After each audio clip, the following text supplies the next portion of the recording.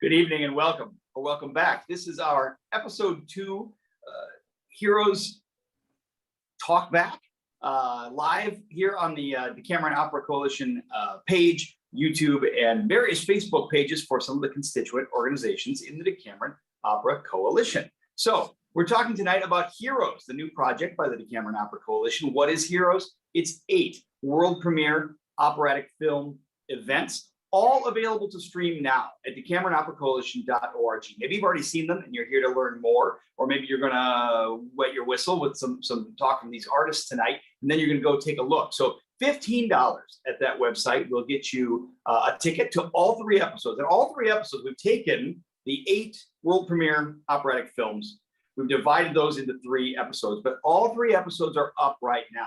And your one ticket, your $15 ticket, gives you unlimited streaming of those 3 episodes all the way through the end of the year. So if you haven't purchased that ticket yet, we encourage you to do so. And tonight, we have members of the creative teams and the constituent opera companies from the episode 2 presentations. So I'm going to throw this over to my partner in crime, Peter Hilliard, and he's going to get these folks to introduce themselves. Thanks, Matt. I am here with members of 2 companies, and John is here also from the frame that Matt and I wrote. So I want to give everybody a chance to introduce themselves. Let's start with Chicago Fringe. Maybe George, you want to do the honors and introduce the people who are here? Absolutely. Again, George Cedarquist, Artistic Director at Chicago Fringe Opera. I'm wearing the Steppenwolf t-shirt tonight, but nothing to do with Steppenwolf. I've got the Tuesday night poker game, wood paneling in the background, and I also don't play poker. Catherine O'Shaughnessy, Music Director at Chicago Fringe Opera. And Elizabeth Rudolph, Chicago-based composer and the composer of our film, The Widow's Will. Excellent. Thank you, George. Looking forward to hearing from everybody there. And David Hamilton from Fargo-Moorhead Opera, would you like to share who's with you today? Yeah, great to see you all. We have with us both our composer and our librettist. Dawn Avery is our composer, and Shauna Blake Hilsaya is our librettist and our leading soprano who sings the title role of Sacagawea. So I'm really pleased to have them with us tonight. I think it'll be a wonderful, wonderful conversation. Excellent. And I want to make sure I don't miss John. Sure. John Castillo, we heard about you. You came very highly recommended. And we were looking for singers. Yes, beautiful voice. Looking for singers for this art song portion. And I got to say, John, I went on YouTube and I found some video of you singing in front of an orchestra. And I thought, that is a gorgeous voice. I can't wait to write for you. Thank you. Thank you for saying that. It's such a pleasure having me. And I want to say how thrilled I was to be part of this wonderful, wonderful project. You're welcome. Well, we're delighted that you were here. Matt? Well, to explain the setup, there are 7 operas by different opera companies from around the country that make up Heroes. And the 8th world premiere is Hero Songs, which is 5 songs by Peter and I. I'm Matt Baresi. I'm a librettist and a co-founder of the Decameron Opera Coalition, and Peter is the composer. So we wrote 5 songs that explore some of the themes that are brought up by the operas. They came up with their operas first, and then we said, what are some commonalities and some themes that run through these operas, and how can we tee them up with some art songs? So we went looking for some people who might be appropriate to sing those songs, and that's when we found John Castillo. And so he is in episode 2 singing his number. And Peter, you want to introduce yourself? Yeah. Well, I'm the composer half. Matt Baresi and I have been working together for 21 years, some god-awful large number. And we just had a delightful time kind of helping curate this project. I would love to hear from, because one of the reasons why Matt and I were originally thinking about this project last year is that we run into very small opera companies across the United States frequently, and we'll fly into a small place and just be blown away with the quality of the work, the quality of the production, the adventure, right? The willingness to try new things. And then we go back to our big markets and nobody's heard of what you're all doing. So I really wanted to give David and George the opportunity to tell us what Chicago Fringe Opera is all about, what makes you special, what it is that you normally do at Fargo-Moorhead Opera that the rest of the world should know about. Let's start with you, David, at Fargo-Moorhead. What is Fargo-Moorhead Opera? How long have you been around? What do you do? Well, I think we're probably the sort of old man of the companies here. This is our 53rd year. And typically well, up until a year ago, we thought we knew who we were. And that was producing live opera here in Fargo and Moorhead with the occasional tour around Northwest Minnesota and in North Dakota. And of course, pandemic upended that. And we're so glad that we got invited to become a part of the Decameron Opera Coalition. It has given us a much broader reach than we ever thought possible, and has also shown us that we have the capacity to do new stuff. We're not just, your grandma's opera company. So we're really, really happy to be a part of this group, and to have been a part of this gave us the confidence last year at the end of the season to put a filmed production of the Barber of Seville up on the net. So I think that filmed opera is now part of our culture. Well, fantastic. And I haven't been to Fargo in a long time, but now I know where to go. I was gonna say, you've actually been to Fargo? I have, but it's been a really long time.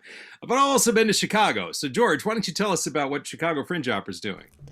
I've also been to Fargo right after grad school. The first production I did was at North Dakota State University. It was a great production. A funny thing happened on the way to the forum in January in Fargo. And I spent the days in my hotel writing my dissertation and my nights rehearsing and trying to survive the winter there. Chicago Fringe Opera is in its 7th year. It is part of Chicago's storefront opera movement. It is run by a trio or a triumvirate or a tricycle of people, myself, Catherine O'Shaughnessy, and our executive director, Laura Smalley. That's the backstory. Kathy, can I kick it over to you to talk a little bit about the programming and the mission statement of the company? Sure. Well, we talk a lot about what each of those words means. Chicago, Fringe, and Opera. We are very focused on using artists and performers from the community here in Chicago, telling stories that connect with people in Chicago. And that's why part of the reason that Decameron Opera Coalition is so perfect for us is that though we're all working together and collaborating, we have the freedom to each tell a local story. And the Heroes was a perfect canvas for that. Fringe, Fringe and opera, we like to kind of push the definition of what opera can be.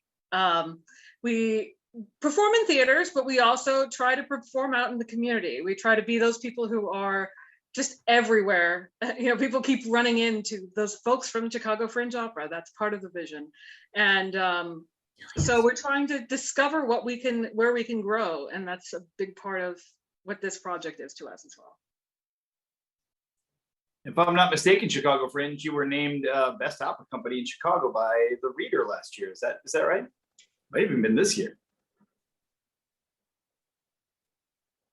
I guess it was the 2020 Chicago Reader Awards, which named Corsair Best Opera Production, I believe. Right. It was something like that. Definitely, it was related to our production with Decameron last year. Yeah, and you just did that live, didn't you? How did that happen? Tell us about that before we move on from this.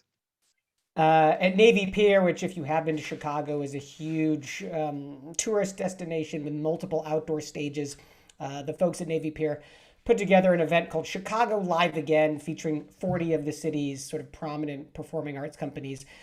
We were on a stage with a huge video screen, which allowed us to screen Corsair in the background, while K.F. Jacques and soprano Takesha Kizart performed the score live in front of it. And it was kind of overwhelming and insane. Overwhelming and insane. Let's put that on the poster. I'm hearing that we had some Facebook difficulties, surprise, surprise, but that we have some new Facebook viewers here, and you're just joining us. So welcome to all of you. Matt, do you have a question, or you want me to keep going? I do have a question. Now that we've learned the players here in the room, let's talk about the subjects of your pieces. Now, we've recorded with each of these companies. Peter and I have recorded some more talkbacks, which we're about to post on the Decameron Opera Coalition website. So I'm going to try not to ask the exact same questions that I've asked to some of you in the last 48 hours. But I do want to talk about your subjects, and they are diverse. They're different from one another. They are, well, let's just get into it. And my question for you is, who is your subject, of course, of your hero's opera, and how did you get to know them, insofar as it is possible to get to know these particular subjects? Why don't we start with Fargo-Moorhead, please? Sure. Our subject is the iconic Sacagawea, or as we say her name here in North Dakota, Sacagawea, because she is a woman of many names. And when you first proposed this idea, I really wanted to find a hero that had some regional connection with us, who was part of an indigenous people here.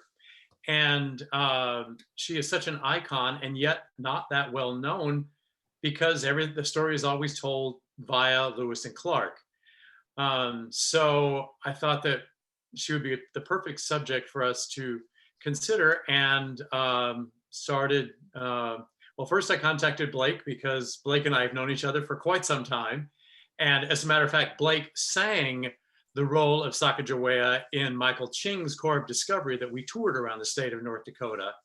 So, and she's also well known for portraying iconic women, Sally Hemings, for instance. So I thought, what better way to start? And it was through some of Blake's connections that we found Dawn. And Blake and Dawn, tell us a little bit more about how you found out about Sacagawea. Dawn, do you want to start? Sure, I could start. So one part of it was that I knew this woman, Francesca Mason Boring, who I've worked with a little bit in the Washington, D.C. area, knowing she was Shoshone, which is the tribe from which Sacagawea comes, not knowing, however, that her family comes from a long line of people who are working on reacculturation for the tribe. So her auntie and uncle were the musicians who were the tradition keepers, who did all the books and the recordings. And then another uncle wrote the history, like the official history of the Shoshone people.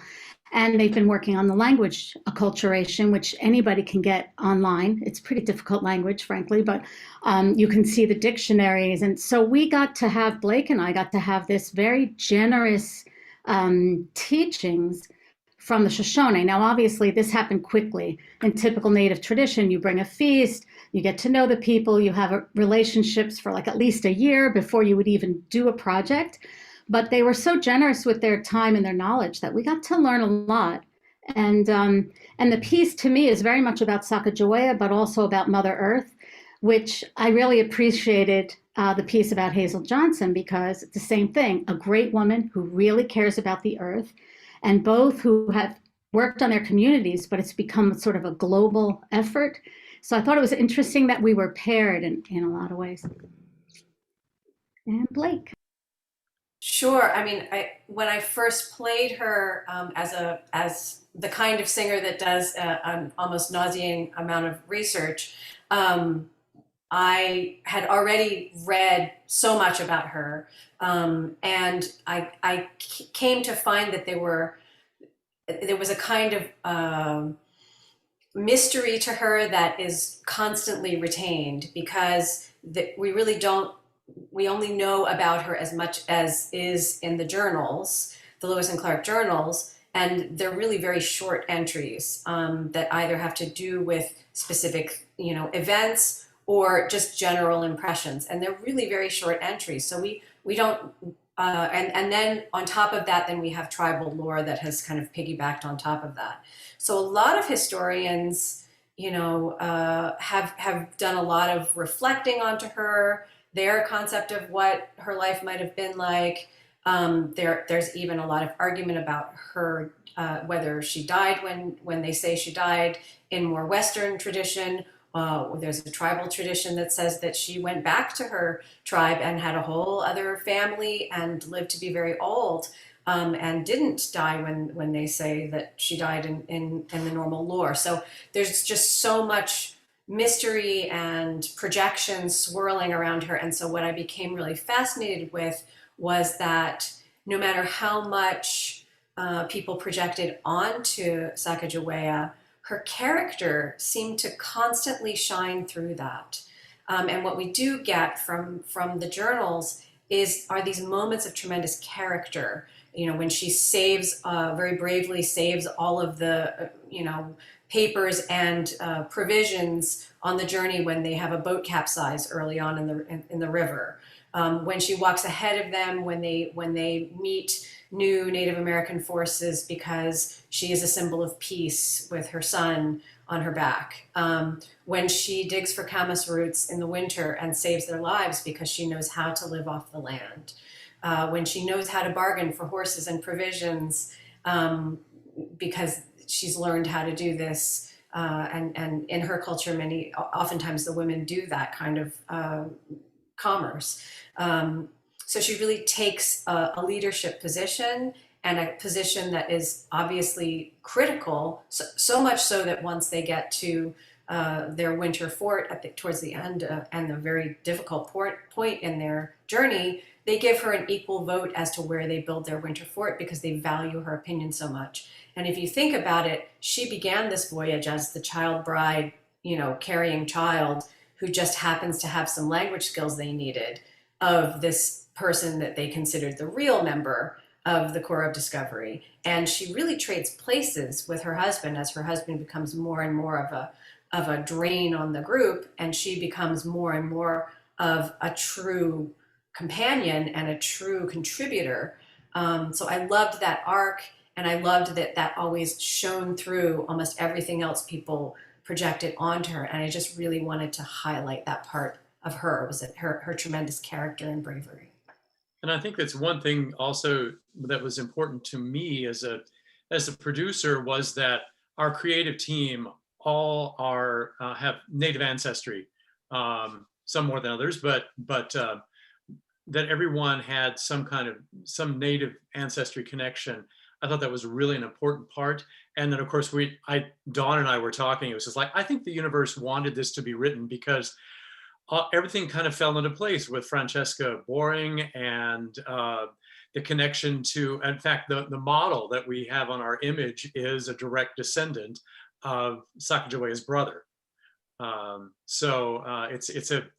think all the pieces fell into place because this was a story that needed to be told. Truly, Well, I felt that way as well.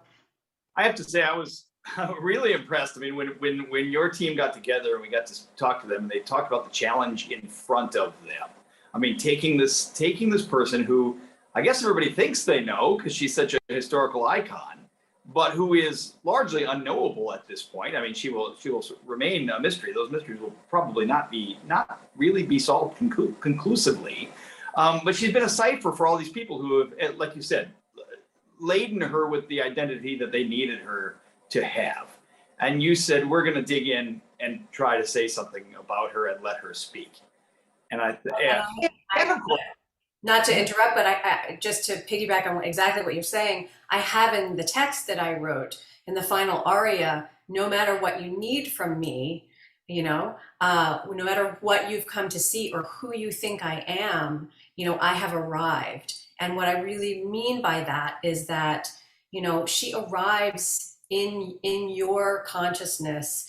No matter how she arrives in your consciousness, she is, the essence of her is really, you're able to really encounter that, but you have to encounter that in this essential way that has to do with all of the ancestors and the earth and all of the ways that you can encounter her in the Native American women's voices of today, of, the voice of Mother Earth telling us to take better care of each other and the earth. So she is encounterable, but but you have to decide what you need from her. And no matter what you need from her, she still arrives as herself. And that's what I really wanted to bring across. She is encounterable. I like that very much, and I'm very excited for the audience to take a look at this piece if they haven't yet and see how you met that challenge, because it is unique and I think very well done. And it gave me a challenge because Peter and I had to tee this piece up, and so we had your libretto and we had the score, and we thought now what? I mean, they already thread this very fine needle. And we've got to go a little further. And how do we do it? I found a quote from Ralph Waldo Emerson, where he talked about how self-reliance. Imagine Ralph Waldo Emerson talking about self-reliance, but he said, confidence in oneself and self-reliance are essential to heroism. Like on some level, you have to believe that what you are hoping to accomplish is accomplishable and accomplishable by you. Or you're not going to take that step. And I saw that quality in some of the subjects of other operas, including Hazel Johnson, including Chicago's piece, which we'll talk about in a moment. And I thought, well, that's something that we can focus in on. And there's another quote by Amartya Sen, the Nobel-winning economist, that appears on the screen before John's hero song, that again talks about the self and identity, and not allowing other people to impose an identity on you, because we certainly see that even within Fargo-Moorhead's piece, we see characters from the party deciding ahead of time who Sacagawea is and what her role is going to be. Of course, that's subverted as they go on. So I thought, how can we open that up and tie this to other pieces amongst the heroes' operas. So I wrote a lyric for Peter and for John to sing, of course, about the self and about rejecting your own identity being imposed upon you by others, and the heroism that it requires to stand up for your own identity and for your shared identity with people in your in-group, and say, we'll decide who we are, thank you very much. So with that having been said, I'd love to throw it to Peter and to John. And John, how did you find your way into that text? So the song speaks to me about my personal goals, including my disabilities. And it's also speaking to me about not giving up on myself and how to, and persevering, and how to believe in yourself. And to what you've accomplished. Well, John, I have to say, I mean, other people who've been watching these videos already know this, but Maria and I drove all the way up to Boston. We stayed with Kathy Whitman, and we went to the New England Conservatory. And I have to say, we walked in there, and you and your family were so gracious, and you knew everything cold. You just absolutely had it all completely down. And I thought, well, this guy is just an absolute pro. Thank you. And I just want to affirm you in that and say you keep going, because you've got something really, really special. And I think if you watch this video, folks, you're going to agree with me that John is just a magnificent singer and a wonderful communicator. Thank you, Peter. I really appreciate that. Well, let's talk to the folks from Chicago here. Now, their subject is was with us on this earth much more recently than Sacagawea. I think there are some commonalities between these characters, but of course the differences are obvious. But Hazel Johnson is an internationally renowned figure now, but certainly a local hero to Chicago. So if you could tell us a little bit more about her, and then how did you get to know her? How did you decide to present and frame Ms. Johnson? What? Thank you. Elizabeth, would you like to go ahead and take this one for the Fringe fam? Sure, I can do that. So the Chicago Fringe Opera came to me and Bilal and said, hey, you need to pick, well, that's not quite what they said, but you should maybe pick a Chicago hero to write a little opera about for this project. And we said, okay. So we went and we did all these researches, and we found all these great Chicago, mostly women, to inspire us. But both of us were inspired very specifically and independently by Hazel Johnson. She was a South Side of Chicago resident in the 80s and 90s, and she lived in a community called Altgeld Gardens, which was surrounded by industry. So there were steel mills and water treatment plants and all sorts of awful chemicals being dumped around them. And this community was built for Black veterans of World War II. So here we are sticking Black people in a compromised environment. And Hazel said, no, this is not acceptable. And she was so inspiring to both me and Bilal. And we wanted to, as a group, as Chicago Fringe Opera, we wanted to make sure that we did right by Hazel and by the community down there. And so we went and we talked to her daughter, Cheryl Johnson, and we worked with her and we got her blessing to write this piece. And Bilal specifically chose only Hazel's actual extant words for the libretto. So we didn't put any words in her mouth. That was very important to us. I think I've lost track of what the question was. You did an admirable job, actually, setting up. It was super, super clear. For me, knowing that although Hazel Johnson died in 2011, that her daughter Cheryl was not only alive, but very much alive and still running the People for Community Recovery, which is the not-for-profit that Hazel set up. Knowing that I would have the chance to go to Cheryl and say, so I wrote her this email and said, we would love to do a camera opera about your mother and her work.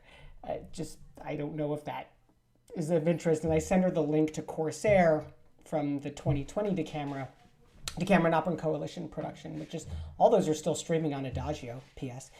And I sent her Corsair, and she's like, well, I don't know about this hip hop thing. I'm not really a big hip hop fan, but okay, sure. Why don't you come down?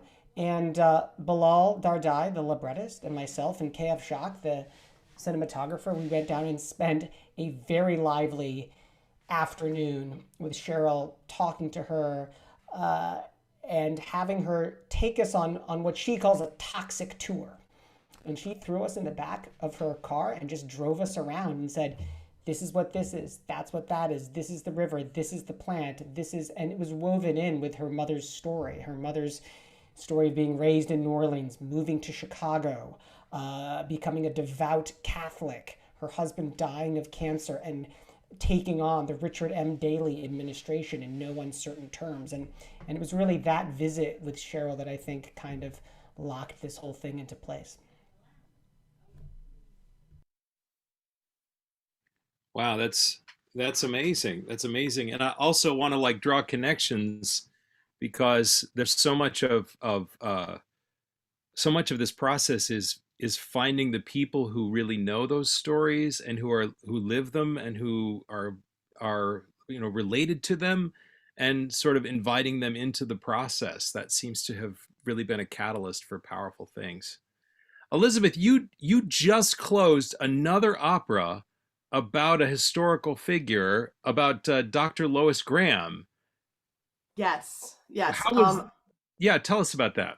So Dr. Lois Graham was the first American woman to earn a PhD in mechanical engineering.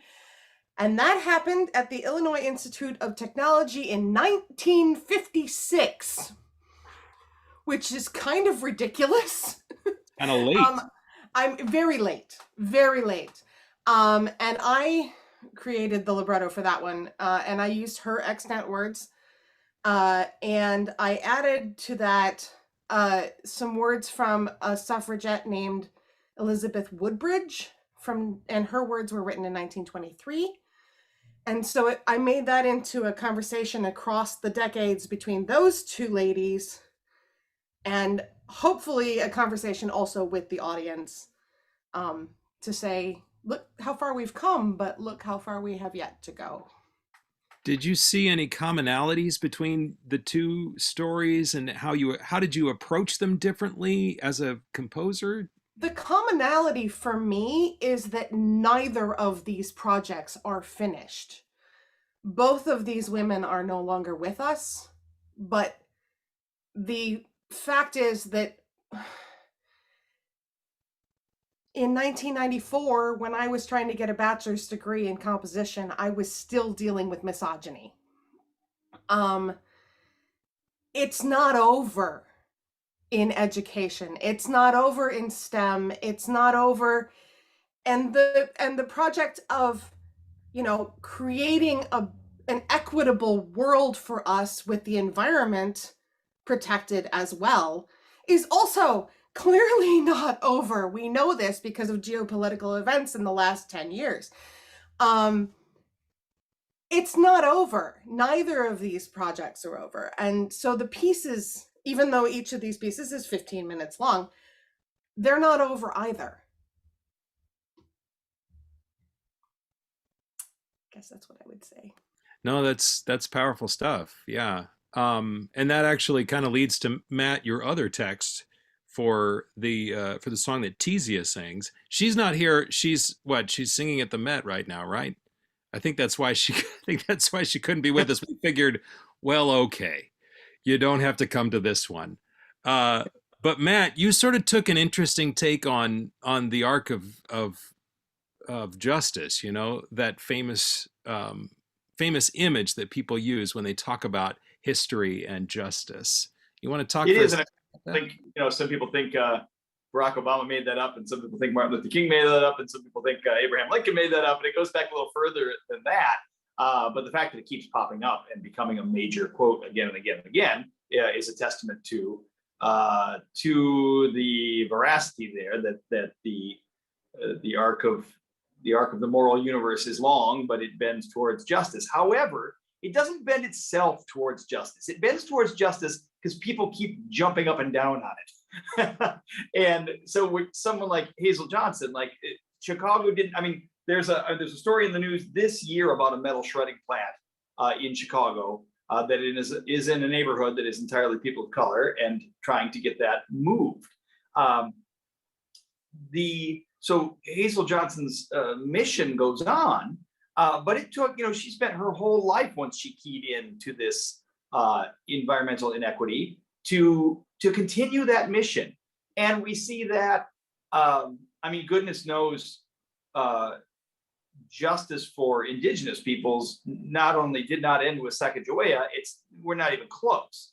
And you see this across these pieces. That these people were not heroes, a great sparkling burst of heroism, but rather through a grueling lifetime of chunking away, of stomping on that arc to try to bend it towards justice. So we wrote a piece there that was sung by Tizia Kortang about the length of that arc, and I hope that you'll see.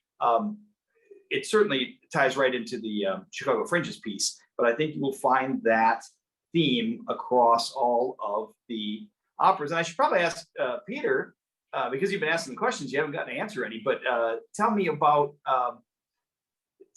your approach to that particular song. And how did you, you're good for an allegory. You make no you make no accidental choices in your composition. So yeah. How did you, yeah. Well, if you listen to, I'm hoping that you're watching all the episodes and that you see them all in a row, or that you can keep them at least in your head for the time that you're watching them. The first idea that happens in the very first song is this just falling interval, da-dum, and I wanted that to come under the word heroes, so that hopefully every time you hear that ba-dum, it is heroes. So John's piece starts with that idea over and over again, and it's the basis of his accompaniment, just this heroes It happens over and over again. So if you're listening to the pieces, you hear that ba-dum, and I use it like sometimes it's a third, sometimes it's a second, sometimes it's harmonized, sometimes it's octaves, but that's supposed to be sort of a hero motif. John's piece gets moving along on this kind of 6/8 pattern as he explains this. And I listened to these videos of him, and I tried to find where his most beautiful notes were and try to land those in just the right spot. With Tizia, she sang the Memphis premiere of our opera Blue Viola, and I had her voice in my head. I didn't need to watch anything. I knew what she was good at. And when Matt gave me this this text, "The arc of the moral universe is long."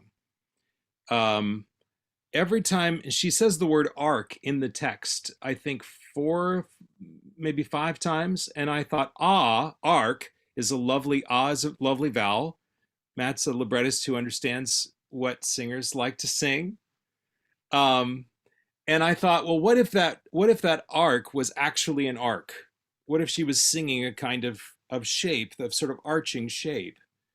And then the first thing you think of as a composer is, well, if I draw the notes like an arc, that will give the impression, but actually it doesn't, because what orally gives the impression is a sort of big jump and then a kind of cascading effect. And so that ba da da da da da da da da da da da da is this arc sound that you'll hear. And it's actually the last thing that plays in the finale after everyone is finished singing. You'll hear that arc one last time before they finish. But then, knowing it was Tizia, I knew that I could give her a different version of that descending thing each time, and she would find a way to make it beautiful and interesting. And of course, she came in to the recording space having just arrived from the Met, and had a lovely conversation with her, and then she just knocked it out of the park immediately. And that's again, I guess, why you hire wonderful people. But yeah, Matt, I took that arc, and I also later when she says it bends towards justice, I had her bending that note up just like a half step and another half step and another half. Next time you listen to it, hear her like she's pushing that note up, because that's the point. We have to do the work to make the arc bend toward justice. Well, while we're on this this bent of talking about how a composer interprets the words that they are given, and I want to talk about interpretation and get into the filming, the conducting, the singing of these works in just a moment. But I did want to talk to Dawn for a moment, and similar to what Peter said, I mean, you had this gorgeous libretto from Blake, and some of those same challenges of how do you define the undefinable? Do you dare fall on your then? How are you going to give voice to this woman whose voice has been the nature of her voice has been so contentious over the years? So what choices did you make? I think the first choice I made was a form that is typical of Indigenous storytelling and protocol. So started with the ancestors. So we always do blessings to the ancestors and a prayer. And then her voice could come out of that. And then ending with the same thing. And then throughout the piece, I was able to link different ancestral sounds throughout the piece. But I also made different motives. So I had a motive for the ocean. I had a motive for Sacagawea, for her actual name being recited by the ancestors. I had several different motives that would come in and out. And that was another way, that was a way to hold it together in a way. But I also wanted it to be in short stories, just like the elders would tell stories in the winter. We would have little short stories, and then they'd come back in a circle. I also, with one section of her words, I decided to write a Shoshone-style contemporary piece, where you use the hand drum and you sing it with very few words. So there was a third and some seconds, but then there was one little jump at the end, and it's repetitive, but the words are really strong. And Blake's words worked perfectly for that. So there were a lot of Indigenous ideas that I used in it. And, for me, that's such a element of justice in this world today to give Native people a chance to tell Native stories in Native ways. And then that people are so interested in it too, and connecting to the land in that way. It's a different window inside, right? A different action on the arc. So I appreciate that. I'm sorry to keep asking you questions, Dawn, after you so beautifully closed that idea, but I know that you do a lot of this kind of work in general. Can you tell me about that exploration? I mean, are you always finding new things? Do you find things that surprise you in there, or do you feel like this is well-worn ground? I know how to do this. I'm just curious. No, everything is surprising. I love starting with the libretto because that's what shapes how I'm going to write. So I was surprised by how I wrote some of this. I was very tonal. The soundscapes I used some different soundscapes. I mean, some of them to me are very indigenous, like the whispering and the sounds from the earth, the nature sounds of the seagulls on the cello. But I was surprised by how tonal I was and how I made it into little stories. I was not expecting it. So, and then the language, the Shoshone language, I had to learn some of it and how to pronounce it and to learn the Eastern band and not all the other bands. And that was very difficult because the languages are never written like what they sound like. And then how do you apply those sounds to actual pitches? And then also to whispers. So there were a lot of challenges. I learned a lot. I really appreciate that. Well, that's amazing. What? Well, so all right, so all these wonderful, deliberate choices are made by these genius people, and now you've got to work, and now it's got to be captured. The electrons have to go onto some sort of medium that can be shared. It's got to be interpreted. It's got to be sung. It's got to be filmed. It's got to be all the things. George, what comes next? Well, certainly way before me, I want to throw it back to Elizabeth and Kathy about the recording process. And I mean, what was your intentionality when you were working with Amanda Neal, Pete Wesolowski, Naomi Brugel in the studio? Set that up for us, and then I'll knock it down with being on location. Right. Well, first I want to start by saying how nice it was to be able to be in the same space with those singers and with Fifth Wave Collective, our quintet, who provided the fantastic accompaniment for this piece. This was, aside from one small gig that I did with Libby in January, she put together a recital. This was really the first time I actually got to conduct again since everything kind of changed in 2020. And it was so nice to be back in the same room. That being said, some things were different with the recording process. So the thing about Libby's music, I knew going in, that she loves 5/4. It's her favorite, I think. Correct me if I'm wrong. And also that it really benefits from living with it for some time. That it sounds simple, but to get it to sound simple by the end, there's a while where you just have to count and count before it starts kind of creeping into your bones and your blood. And I think we're grateful to have enough rehearsal time in the room to get us over that hurdle and to fix a few things in post even, which we would never get to do in a live performance. So it was a very different process, but a very enjoyable one. Libby, do you want to add to that? I just want to call out Chungers because Chungers Kim was kind of our hero on that one. He was our audio engineer who really helped us piece those pieces together. Yeah. And put together, put the acoustic stuff together with the electronic stuff that I had put to go underneath it or alongside it or whatever. Yes, the city sounds, I think, are a really important element that we don't talk about maybe enough. But you really did write the city to be a character, both literally in the form of our baritone, but also in the soundscape. Can you talk about how you put those together? Yeah, the baritone ends up being part of the instrumental and electronic ensemble, and then the press and Hazel act kind of as the duet partner. in this piece. The press kind of sometimes plays with the ensemble, but by the end, she's definitely come over to Hazel's point of view. And that's what we want. We want people to come around to Hazel's point of view. That's where we're leading you.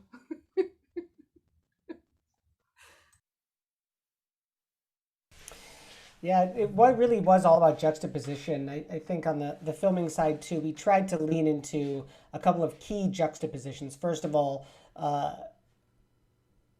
city versus garden, which is in the text from Chicago's motto of a city. And to have shots which established lush greenery, plants, and then in that same shot, without a cut, moved to steel, glass, and concrete. So what is that juxtaposition? We tried to lean into the Chicago River and how this is really one body of water, but it's a very different experience when you're on a boat in the middle of the loop, surrounded by steel and glass, versus when you're on a branch of the Little Calumet River running through Altgeld Gardens, which is next to a landfill. We wanted to lean into the juxtaposition of these gorgeous drone shots of the landscape of Altgeld Gardens and the surrounding area, in the knowledge that like that water had been and probably in parts continues to be filthy. That air, that sunrise looks incredible, but like what is in the air? What are those particles? And to really try and point up those juxtapositions. And lastly, to point up the juxtaposition between the three characters of the film, Hazel, the city, and the press, as what kind of one collective, abstract, non-narrative unit, because the film is fairly abstract, the libretto is too. And as I said to Cheryl, I was like, look, this isn't going to be a biopic. We're not recreating the 70s and 80s and having someone dress up like Hazel. That's not the point. The point is really a call to action. And how can we contrast our three characters in this film with shots of children? And we had some friends and family that were able to be involved in the film who were I think 9, 10, and perhaps 14. And to really use those images to kind of put this call to action for the future and say, look, this is what's at stake. George, did you ever imagine you'd be thinking about visual things so much, so like shots and angles and visual narratives? Was this on your plan? I mean, I'm just lucky that I have, Ted Nazarowski, the unit production manager, KF Jacques, director of photography, and the editor to make me look like I have a brain, because it's all completely on them. I will say Corsair was a huge good, strong learning arc, and really helped us just be more efficient with the time to plan this out more, and to know that like not every film, like it doesn't really need a drone shot, but it really needs a drone shot.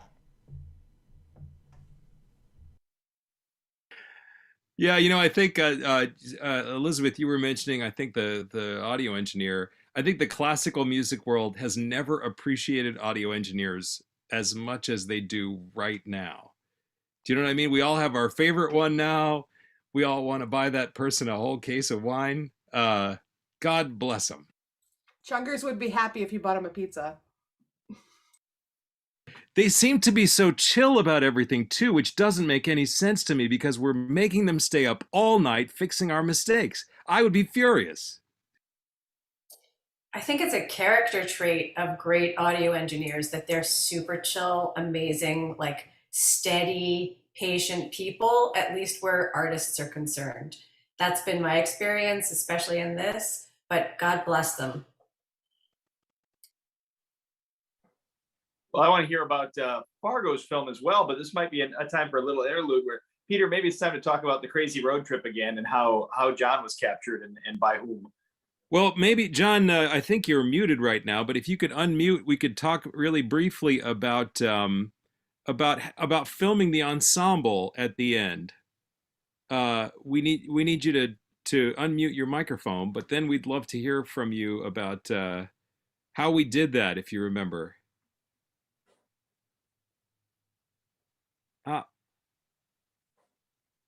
Maybe he can't catch us.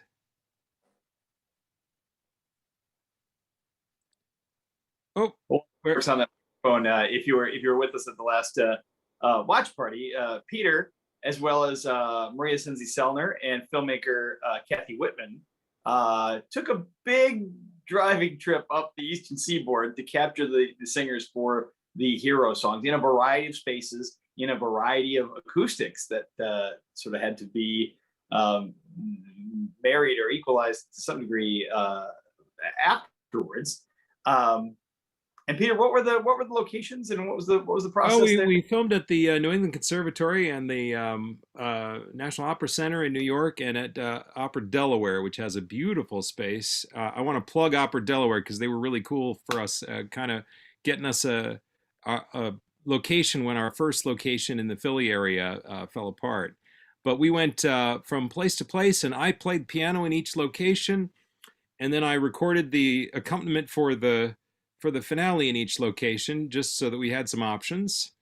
And each of the singers had an earbud in and were listening to a click track and singing in the space.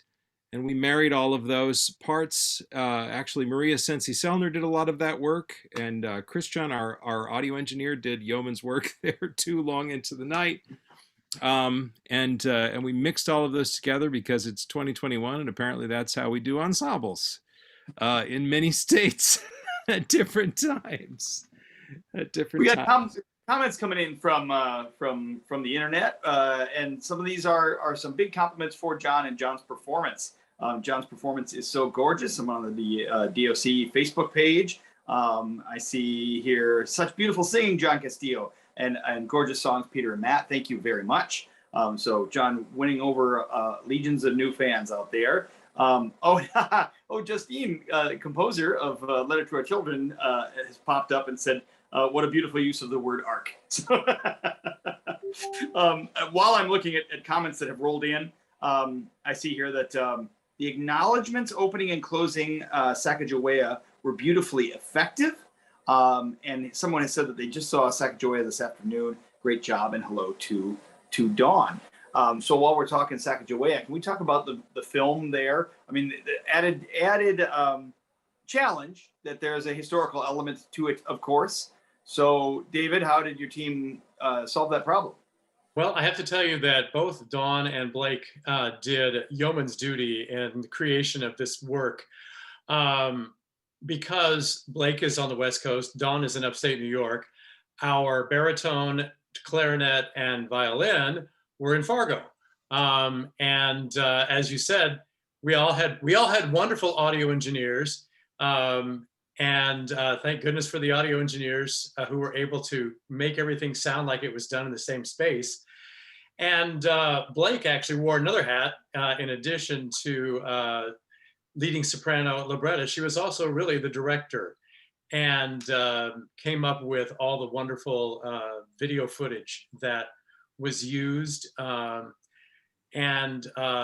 As you noted earlier, Peter, Dawn is the cellist on the recording and created a lot of the sounds that you almost think, for instance, the seagulls, which you think, oh, they're real seagulls. Nope, they were done on the cello. And then Dawn provided click tracks for our singers to be able to, and our instrumentalists to be able to work with. And very different experience for us than last year. And last year we did all of ours on location and recorded it in the same space. So this was very different for us to work in such a disparate manner. One kind of funny story was our baritone, Peter Halverson, who plays the men who intersected with Sacagawea. For those of us who are stage singers, being on camera is a bit of a challenge. And so I was in the video filming with Peter, and I kept having to say, Peter, stop playing to the balcony. The camera's right in front of you. So that's what Luca said last year. That was so troubling for him. Right. Singing to an iPhone this far apart, from his face. Yeah, it's very difficult. But I will say that this project would not have happened without Dawn and Blake's immense input into it. But I think, as I said in one of our earlier conversations, as a producer, I look at my job as to hire the best people and let them run with it. Thank you, David. We certainly learned a lot of new things. And I think Dawn and I have been through a lot of life events together this year, as well as putting together this piece. And I think that's infused our creative bond, I hope, that will continue on. But we really have had to, create the space for the creativity kind of between us in all of these new ways. So in a sense, it really is a testament to the Decameron Opera Coalition's kind of guidance of bringing all of creatives together in new spaces and then allowing that creative space to be shared in new ways. This was really created in that same kind of collaborative effort across the country, could have been across the world.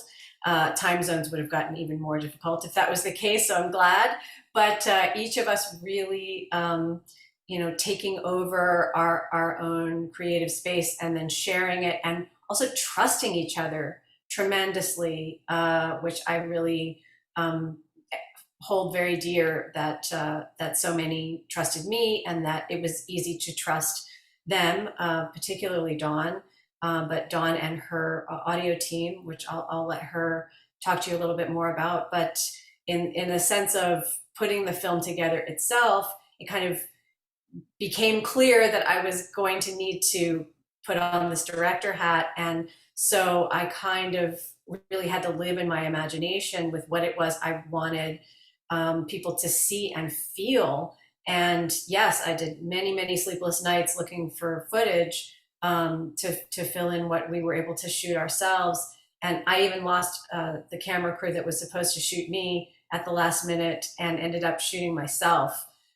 So I am my camera person as well as my own director. So I have a lot of memories of sucking up dust in my garage, trying to figure out how to use a green screen, and really just also feeling such a kinship with Sacagawea, because here's a woman who went on a journey that she had no idea what the plan was, that every day was a new day, that every day unfolded with a new problem, and that she just reached into her own system of tools and experience and teachings and her ancestral knowledge, and then just her own bravery, and found a way, not just for herself, but for everyone around her. And so if I was to say that I set out to write a piece about listening to Native American women's voices and trusting them to speak for themselves, I in turn had to learn to trust myself, to trust my ability, to if nothing else, keep moving. Even when my iPhone actually shocked me at one point, which I thought was really just kind of annoying. I plugged it into an unsecure outlet, and I learned the hard way that your iPhone can shock you.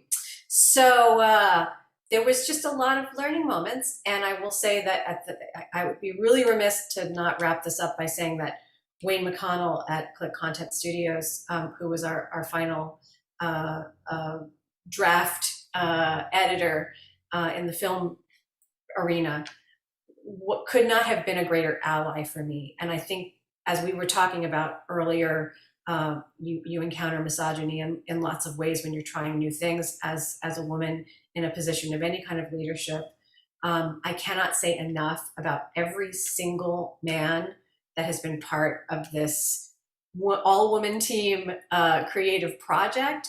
Every man around us has not only been heroic, has not only been extremely uplifting, but has really gone above and beyond. And I my husband, who designed the poster, of course, comes first because he had to listen to me most of all, but really got in the creative trenches with me, imagining this, and went and found us Summer Baldwin, our poster model. So he went on a journey himself being Nez Perce Indian descendant, and then all the way up to Matt Silberman, who went in the audio studio with me at the last minute and did such an amazing job. And then Wayne, who sent me emails about funny stories of filmmaking in his career where everything went wrong, and said things to me like, welcome to the filmmaker family. You are now a filmmaker. And that meant that even, getting shocked by my iPhone in my garage, trying to nail a green tablecloth to the wall, made me a filmmaker, and it just meant the world to me. And so those are the heroes behind the scenes. And I know Dawn has more to add to that. Well, I would say the two male heroes at the very beginning of this are Peter and Matt, because you envisioned this new genre of music and helped expose like new opera companies that a lot of people have never heard of at a time when people really needed to be lifted, and then put all us artists together. I mean, just being with you all right here, I'm just always fascinated by how well we can connect. I mean, we love connecting live, no doubt about it, but how deeply we connect, like it's very moving, how much so. And I got a bunch of comments after your last talk here, artist talk, from somebody who was physically challenged in a really remote area. And she was so grateful that this is being done. She said this would have never happened in her lifetime to see things like this. And then a young actor contacted me, and she said that in acting now, they're starting to have, different formats, but she couldn't imagine it in opera. And she was so grateful to hear your discussion about creating new genres and how important that is for the future to have different balance in different genres. So I'm going to do a shout out to you guys. I'll do one other quick shout out, and that was to Larry Mitchell, who did the final mixing and mastering. And I purposely chose him partly because we've been a creative team for almost 20 years now, but also he does more pop music, although I've brought him in every realm possible. But I did that on purpose because I really wanted to work in a different way with classical mixing and sounds. And I just thought it would intersect with the film. Like I saw the film as like the third triangle with libretto and composition. And that's been, I would like to explore this more because that's very different for me to think that way. And it made me think of sound and mixing sound in a very different way. So thank you all.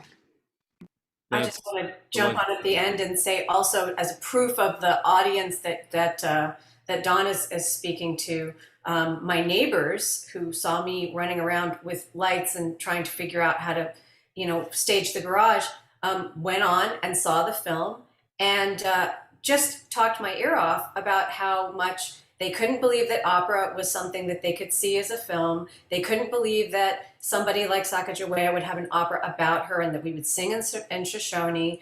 They were so interested. They want to read books about her. They wanted to know all about all of the other projects. And these are 30-something people, professionals. Everybody's, talking about how to get this particular audience into opera and to feel welcome and to be able to access it in their busy lives on their time. And I just think it's a resounding success for what you guys put together and how you have held us all through this process, that somebody completely new to opera, in a demographic that opera so badly needs in order to stay alive, absolutely connected to this and connected to every one of them. They said they watched every one of the films.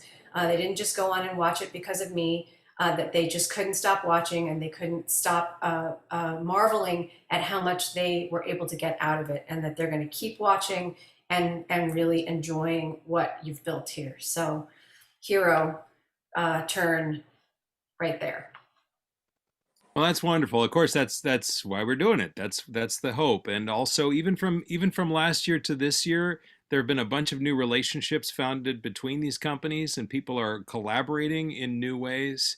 Even in the traditional opera sphere, some conductors from some companies are going out to other companies, and singers that we have in some projects are being hired for other projects. So there's kind of a network forming of people who've been involved in this. And I really think of it like a community garden. And each of you are all kind of like working on a little space, and you're growing this and your neighbor's growing that. Now, what is that? How are you doing that? Oh, let me do a little bit myself. So I think that's a beautiful model for art. We should all be doing that. We're not in a competition with each other. We're trying to do the same thing, and that's a beautiful thing.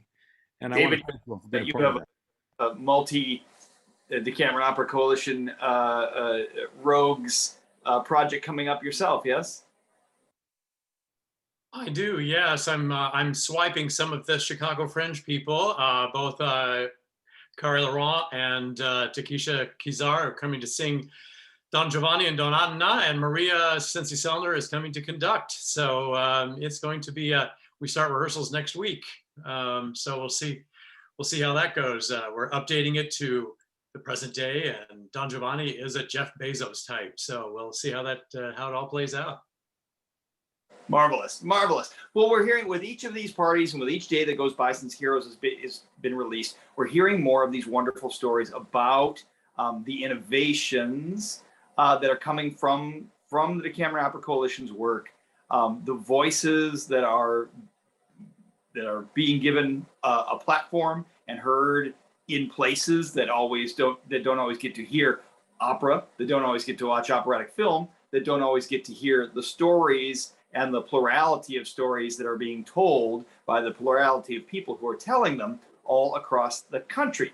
That was the goal, and it seems like with each day we're finding that goal is being exceeded, and it only happens with heroic acts by companies like Chicago Fringe Opera and Fargo-Moorhead Opera and wonderful creative people like everyone on this call who are willing to make sacrifices, harness their creative energies, and take risks. Again, not in one brief sparkling moment, but each day and for many years. So it's great to hear how much it is paying off. And so we thank the folks who have been watching and writing in and letting us know how the Decameron Opera Coalition projects in the macro and in the micro are of interest to you and are affecting your lives. Sacagawea, Woman of Many Names by Fargo-Moorhead Opera. The Widow's Will, Chicago Fringe Opera, and William Bracy's Hero Songs are part of episode 2 of the Decameron Opera Coalition's Heroes. Of course, you can get tickets for that show and the other of the 8 projects at DecameronOperaCoalition.org. You can join us back here in 2 nights where we will have our episode 3 live talk back. Also at 8 Eastern, also on the same platforms that you're able to catch this. So we hope we will see you back then. Have I forgotten anything, Peter? How are we doing? No, it's good. I was afraid you wouldn't tell everyone where to go if they hadn't seen it, but you pulled that off. And $15, people, $15. Come on. What are you going to get for $15? Well, thanks very much, everybody. Thank you to our guests tonight. Thank you for your wonderful work and for sharing it with us. And thanks to all of you who are watching and listening tonight. And we hope to see you again soon. Thank you very much. Good night.